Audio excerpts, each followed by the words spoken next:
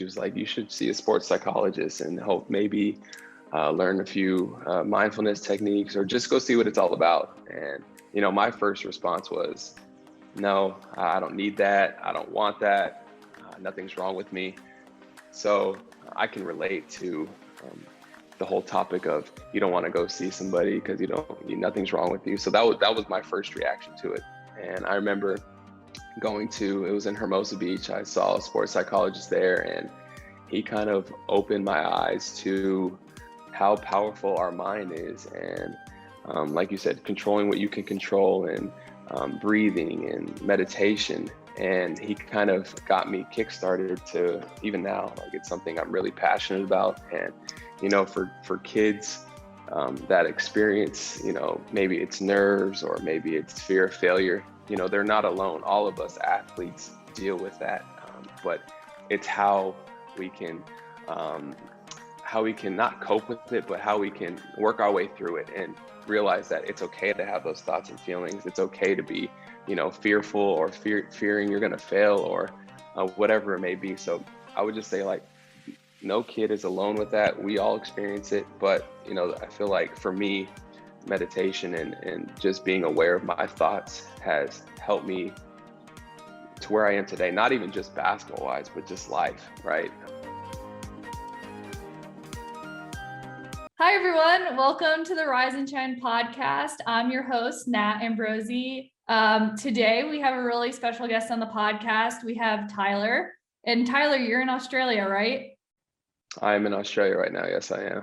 Yeah, so definitely different. I'm on the West Coast, so West Coast of California, well, the United States, so different time zones. But Tyler is a MindPower coach, and he also plays professional basketball. And recently on his Instagram, I saw that you had a puppy. Is that your puppy that you have in Australia?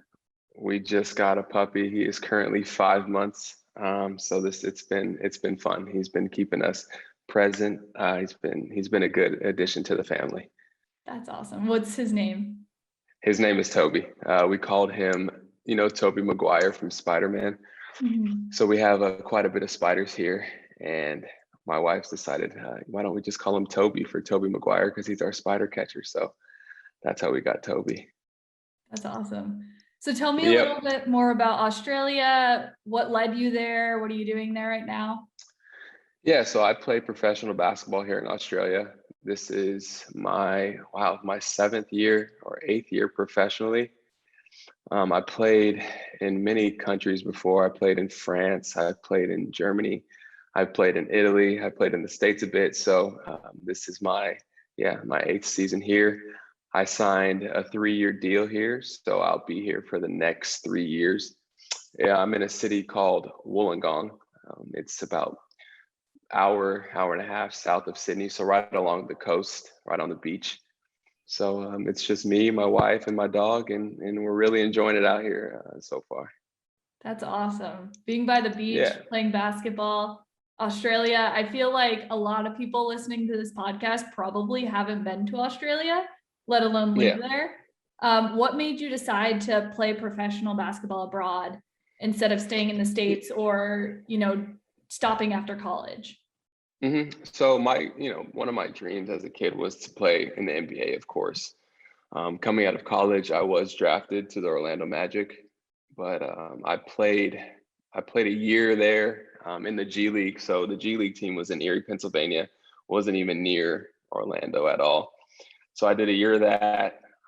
Then after that year, I did 1 year in Italy, went over there for a year, played the next year in France, and then I came back to the States to the Memphis Grizzlies affiliate team. They were called the Memphis Hustle. So I played another year in the States. And then after that, just the opportunity to play overseas. In the G League, you don't get paid as much as well. You have a lot of guys fighting for those 1 or 2 spots to make the NBA roster. So better opportunities came overseas. So I went to Germany, and then COVID happened, which was the basketball world kind of shut down for us. And we had no basketball for about 4 or 5 months. So it was kind of weird, not having a job and not being able to play, not knowing the current situation of COVID, not knowing what was going to happen next. So that was definitely a weird time as a professional basketball player. But once that was all said and done, I ended up coming up here last year to this same team. And after last year, we had a pretty good year here, and I eventually signed for another 3 more years. So this place is home now for me. And like I said, it's beautiful here. I love it. My wife loves it here, and I'm happy. I'm happy with the decision to come overseas again. That's awesome. I love how Yeah. you kind of took your passion for basketball and you led it through to living somewhere probably, I mean, I don't know exactly, but probably somewhere that you wouldn't have thought that you would have lived in general. No, Yeah. no, I've never really been overseas. You know, growing up, I really never heard of playing basketball overseas. It was always the Right. NBA. But, you know, now that I've been overseas and experienced different parts of the world, I can't imagine not seeing these beautiful places. So it truly is a blessing to be able to travel all around the country and play basketball, which I love doing. And, you know, truly am fortunate and blessed to be able to be in this position. Yeah, that's awesome. Let's jump back a Yeah. little bit. You talked about COVID and kind of that struggle there of not knowing if you're playing, since you are a professional basketball player, not knowing if you're going to have a job. What was your experience like then? How did you cope with the different things of the unknown? Yeah. Talk a little bit more about Uh, that. Yeah, so you know, I'm sure it was difficult for everybody during that time, but you know, for us, once basketball shut down, there's so many unknown. Well, for every year for us, there's so many unknowns. We never know where we're going to play the next year, but once your season gets cut short, that adds a different dynamic to it. So I remember my wife and we left Germany. We packed up our place in about a day or two because there was rumors that the borders were going to get shut from flying in from out of the country. So it was a very stressful time. You know, we packed up in about a day, got on the plane, got back to California. We stayed with my parents in California at the time. We didn't have our own apartment at that moment. So we flew to California. It was pretty crazy there. You know, California, you're used to traffic and all that. I remember us landing, and it was really, the streets were dead. Everybody was kind of at the grocery store buying up toilet paper and water. So yeah, so we were at my parents' house for about 2 months. And I'm sure my wife will tell you I was going a little stir crazy. You know, we didn't know what was going to happen. So, you know, we really had to, you know, you talk about trying to stay in the moment and stay present. That's one thing that I really tried to do. And it's one, you know, I struggle with it because, you know, as an athlete, you're always looking forward to the future. You try to live in the present. But you always want to know what's going to be next, You're always trying to achieve. So for me, it was an opportunity to step back, enjoy that time with my family. You know, not too often do you get 2 months to be at your parents' house. So yeah, we try to take a different approach and perspective to it. My wife would probably say I was driving her crazy. Just like, what am I going to do? What are we going to do? But you know, she kept me grounded, and you know, we really tried to take each day as it came, and that's all we really could have done during the COVID outbreak. So it was definitely a challenging time, but now that I look back on it, I'm glad I got to have that time with my family, and we were able to stay there for quite a bit of time. No, that's really good to have that opportunity to go back home. I know with like Yeah. certain college athletes and, you know, many youth athletes and teen athletes were probably living with parents, but even college athletes from overseas like couldn't go home or were stuck. And so that's a really good thing. I guess one question I have too, how did you stay connected to your team during that time? Were you all like closely connected, or was that the time that you were switching teams? So the league actually shut down. So we thought the year was over. We weren't sure what they were going to do next. So about 2 months in, they actually decided to host a playoff for all the teams to enter, but it was going to be a bubble. It was actually, they were the first league to start back up for the whole professional basketball was in Germany. So my wife and I eventually, it was about 2 months, we flew back out there to Germany, and amidst COVID and everything, we flew back out. There was really nobody on our flight. I think there was about 8 or 9 people, I don't know. So everybody had their own service person. Like it was a weird experience. So we flew back out there, And we were there for about another month and a half. Some guys from the States that were on my team didn't go, just they gave us an option, right? We can either go or we could stay home if we didn't feel safe and comfortable. So we decided to go, and we went to Munich for about a month and a half, finished the year, and then we came back home after that. So it was really quick. They did a good job of getting all the teams there in and out in about a month and a half, and yeah, it was definitely, it was a weird experience playing in front of no fans. That was the first time. We never played in front of people, but it was good. It was good to be back out there playing basketball again. So I was happy they decided to start back up. No, that definitely, yeah, like with the Olympics and there being no fans, I Yeah. can only imagine, because that's, even I swam in college and that was like a huge part. Like, yes, our fans were mostly our parents and like friends in our dorm. So it was like kind of funny, but it is a huge part of it. What would you 100%. say that coming in now? So, you know, we're still in the midst of COVID, but it's definitely, there's more things open, there's fans allowed in arenas. What have you learned from that experience of kind of being limited in what you can do and not controlling and not being able to control things, to playing now? Like what is this shift and change been? Yeah, wow, that's a good question. You know, we talk a lot about, well, I do, you know, controlling the controllables, and sometimes you have to take a dose of your own medicine, right? So, you know, playing in front of no fans, you try to just go into that mindset of, okay, I can't control that, but what can I control? I can control my routine leading up to the game being the same. I could control, you know, what I eat, how I recover. Those things I can control. So you really have to really focus on those things. And of course, having fans is part of the game. It's something that us athletes do enjoy having, but you know, you swam, you know, once you lock into that event, once you're swimming or once I'm playing, you know, the fans, honestly, you just go into this zone where you're not even worried about that anymore. So, you know, during layup lines and everything, you see that there's nobody out there, but once the game starts and once you get going, it's just like another game, and you just focus on the end goal and trying to achieve that. So it definitely was weird at first, but you get used to it as the game goes on.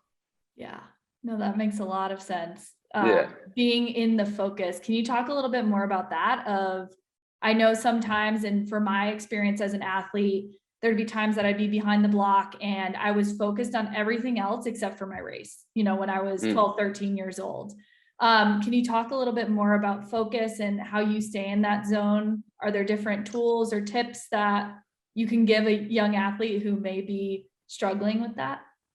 Yeah, so you know, it's one thing I really struggled with too, growing up and in college, and even after, is, you know, how can I stay present during during the game or leading up to the game? And you know, I really got into mindfulness and meditation. I think my second year out, my mom actually introduced that. She was like, you should see a sports psychologist and hope maybe learn a few mindfulness techniques, or just go see what it's all about. And you know, my first response was, no, I don't need that, I don't want that, nothing's wrong with me. So I can relate to the whole topic of, you don't want to go see somebody because nothing's wrong with you. So that was my first reaction to it. And I remember it was in Hermosa Beach. I saw a sports psychologist there, and he kind of opened my eyes to how powerful our mind is. And like you said, controlling what you can control, and breathing and meditation. And he kind of got me kickstarted to, even now, like, it's something I'm really passionate about. And, you know, for kids that experience, you know, maybe it's nerves or maybe it's fear of failure, you know, they're not alone. All of us athletes deal with that. But it's how we can not cope with it, but how we can work our way through it and realize that it's okay to have those thoughts and feelings. It's okay to be, you know, fearful or fearing you're going to fail, or whatever it may be. So I would just say, like, no kid is alone with that. We all experience it. But, you know, I feel like for me, meditation and just being aware of my thoughts has helped me to where I am today. Not even just basketball wise, but just life, right? Things come up in my life that I can't control, but you know, being able to take a step back, breathe. Okay, look at it from a different perspective. It's gone a long way for me. I know it's a long answer to a short question, but that's kind of how I try to process things now. No, that was honestly great. Like when you were talking about meditation, and I started getting like super excited because it's something that I feel like as a kid, I mean, I was always super anxious, like trying to figure out how to navigate my races. And if I knew about meditation and mindfulness, and not, I think a lot of times meditation is thought of I got to sit in a quiet room and I have to like try to let my thoughts go away. Right. And, things that I've learned, I don't know if you use an app or if, you've learned different techniques, but there's the Headspace app, and they always talk about, yes, the clouds 100%. Rolling by, like you're watching the clouds or you're watching the cars. And those are your thoughts. So instead of trying to stop them and say like, oh no, I'm a bad person for thinking this, the acknowledging part. So talk a little bit more. I'd love to hear about your experience with meditation and mindfulness. Is it something that you do before a game? Or just like, is it a routinely practice? Yeah, so funny enough, Headspace was the first meditation app I actually downloaded about 6 years ago. I remember downloading the app, and they gave you like a 7-day free trial, and I was like, okay, like I'll try it out. And I've been doing Headspace ever since. So my routine is I'll meditate every night before I go to bed. That's one thing. I like doing it at night right before I go to sleep, because I feel like sometimes thoughts just come up right before we go to bed. You start thinking of things. So for me, that works. I like meditating right before bed. And my game day routine, I'll shower, and then once I get out the shower before I go to the gym, I'll meditate. I take that 10 minutes to try to calm my mind. And that kind of leads up to the game for me. When I get to the gym, I like to read. I'll read before the game. I read a book called, it's by George Mumford, called The Mindful Athlete. I'll read a couple excerpts from that before the game. And then I listen to Beethoven before I go out there. So I don't really listen to hip hop. Oh, it depends, right? Some days, one or 2 days occasionally at games, I'll listen to hip hop. It depends what kind of mood I'm in. But for about 85-90% of the time, I listen to Beethoven before the game. It kind of puts me in that flow state. I feel like it helps me kind of get into that kind of calm and serene and neutral mindset. So that's what I do before games. And it might sound kind of weird, like, I don't know too many people that listen to Beethoven before games, but to me, that helps me kind of find my flow and my rhythm. And that's what I do.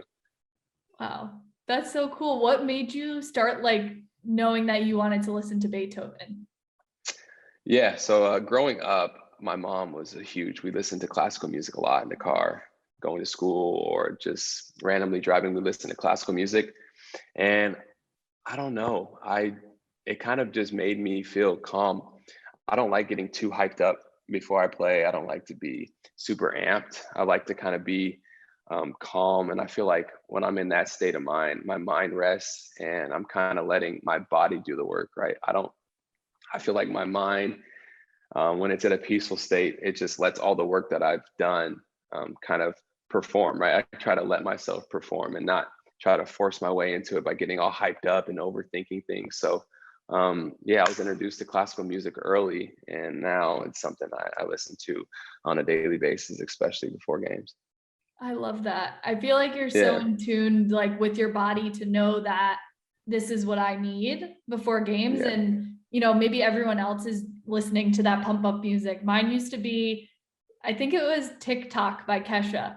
That was like the song I would listen to before every 100 breaststroke in high school. And I was like, this is going to make me go a good time. But like at that time, I didn't know what I needed. It was like, okay, this song I listened to once and I went a good time. And so I'm going to listen to it every single time. So yeah, I mean, whatever works. Whatever works.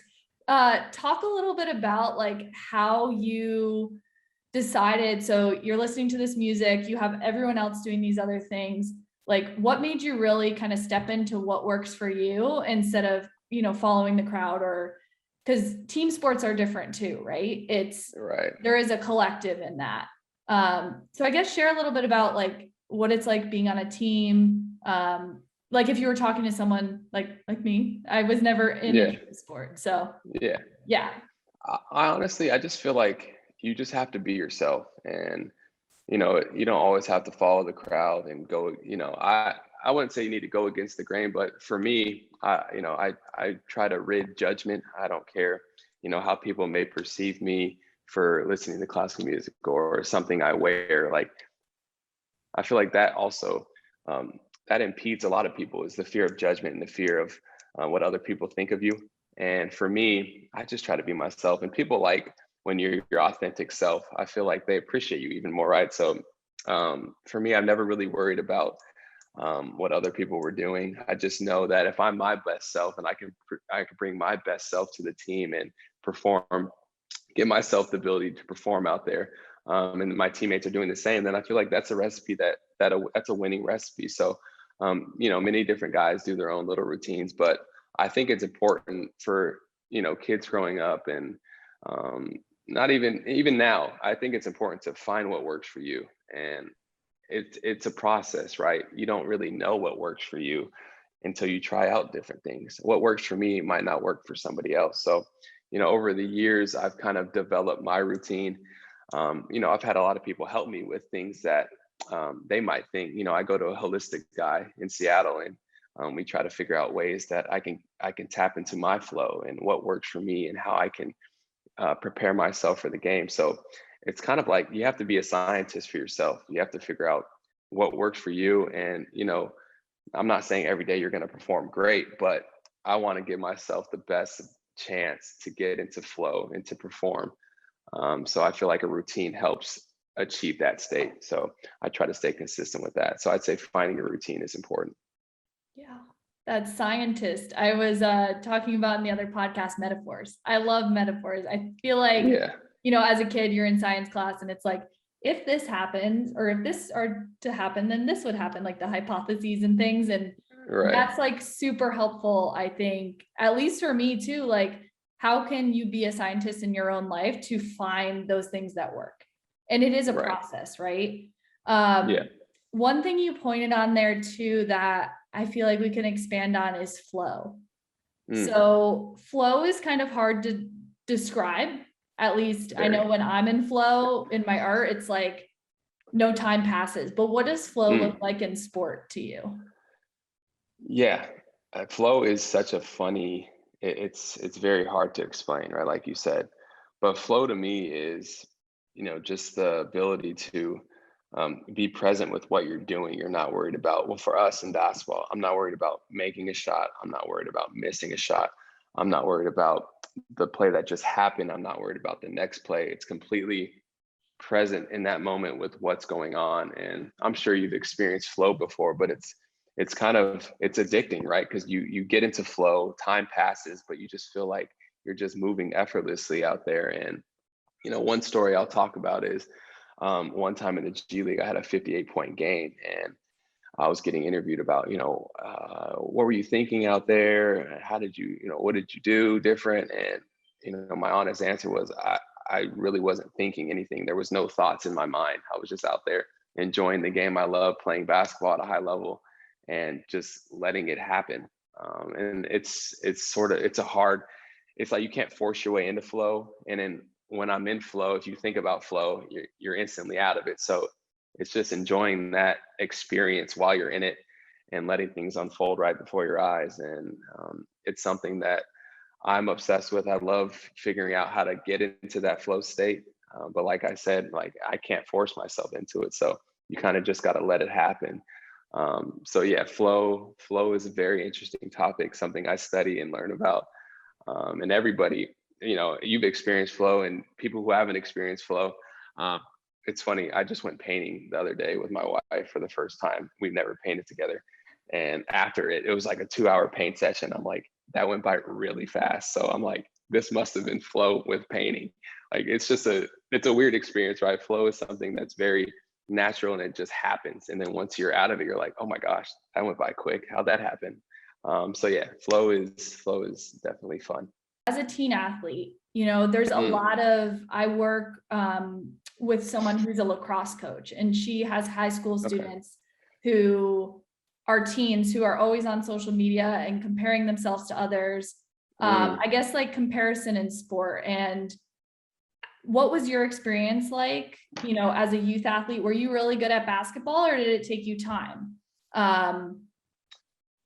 to get to that? Yeah. So my freshman year in high school, I was only 5'4". So I didn't even make my freshman basketball team in the summer. So I was like, okay, maybe I'll try out baseball, because I'm a left-hander, and left-handed pitchers in baseball are hard to come by. So I actually tried out for baseball as well, and I made the baseball team. But during tryouts in the winter for basketball, I gave it another shot. I remember being so devastated by not making the summer league team. And I'm coming from 8th grade, where I thought I was good at basketball. I thought I was pretty decent in middle school, but high school is a whole different level. I found out early. And I just remember going home, talking to my family, saying like, I didn't make the team. What do I do? And they just told me, you got to just continue to work hard. You just got to work hard if you really want it. So that's one thing that I did. And that's one thing that stuck with me since that day, is just putting the work in and day out, and good things will happen to you. And like you said, comparison, I like the saying that comparison is the thief of joy. When you compare your journey to somebody else's, you don't know what happened behind the scenes for them to get to where they are. And it's so hard. I mean, we all do it, right? We see somebody doing better than us. We go, oh, how are they already there? And so comparison is definitely something we all experience, but just so unique. So you just have to lock into what you're doing, try to stay in that mindset, and good things usually happen when you work hard. So let's talk a little bit about Rise and why you wanted to be a MindPower coach. Yeah, so that's a good question. So I remember last year, I was looking up like mindfulness for kids, and I was looking up just like, I forgot what exactly I Googled, and Rise came up.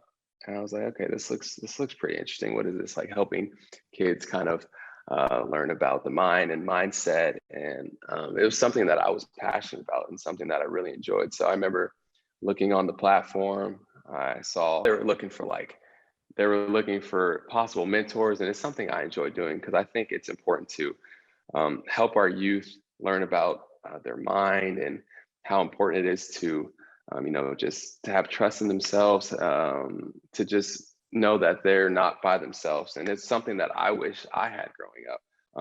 My mom was sort of that for me, because she studied psychology, but if it weren't for that, I don't know if my mind would have been open to learning about the mind and what we think and how we operate.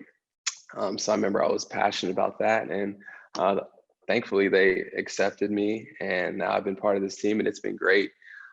Being able to help, young athletes, not even with their sport, but hopefully in their life as well, and something that they can carry on for the remainder of their life, and hopefully help somebody up. They can help somebody learn about mindset, and how important it is to work on it day in and day out. So I'm happy to be a part of this team, and it's been a great experience. I've learned a lot, even taking the training. I've learned some things that I use still. So yeah, it's sort of like a cheat code for me too. Yeah, no, that's so awesome. I love how you said about the, not only sport, but life too. I feel like that comes up a lot, because, if you look at the Rise website, when I first designed it, it was like, oh, this looks like it's for people who really want to excel in sport. Because there was like really strong pictures of athletes, and that's great and wonderful.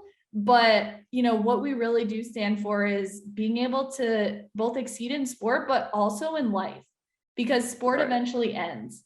Maybe like, I don't know who the oldest athlete is, but eventually, it comes a time where you go on a different path. There's that transition.